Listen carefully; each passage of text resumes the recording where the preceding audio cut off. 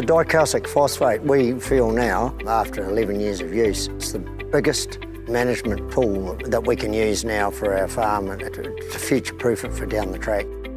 We're using number 8S mix of dicalcic fertiliser and applying it at the rate of 340 kgs a hectare. We recently did a study on nutrient management for the property and we came out really tops, quite simply because we haven't got a lot of nutrient runoff, and I think the fact is that the dicalcic isn't water soluble and it hangs there in the soil a lot longer, so it's not leaching. We don't use nitrogen at all. We think that it's the way of the future for the underground aquifer system, and nutrient runoffs need to be moving away from that type of fertiliser.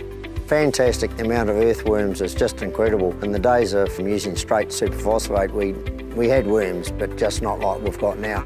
Worm population is just amazing now compared to what it used to be. Yeah, I would have to say that the farming has become less stressful, really, just from the point of view of the animal health and better weights that we're achieving now. Can actually achieve those goals a lot easier than what we could before. 10 years ago, we could never shift anything without dogs, and so we all had a good team of dogs. Now, believe it or not, we shift just about everything without dogs. And what we've found is that the animals are a lot more laid back and a lot more content. Customer service for us has been excellent. We've got a chap, Bill Nicholson, that looks after us, and he's in constant contact with us on how the farm's doing and any new things that are coming up and maybe pricing of the product and what have you.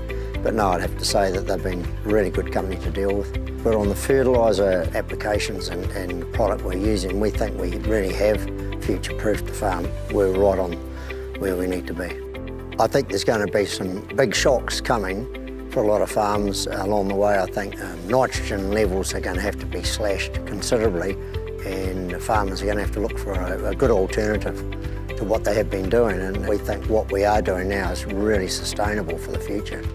Well, the overall health of the farm is now better than it's ever been. It's just everything. It's the animals, how they're doing, how they shift. We've got virtually no dags on the sheep at all now. So for us, we just see it as it's a great management tool. What goes in is going into meat and wool far more efficiently than what we ever had before.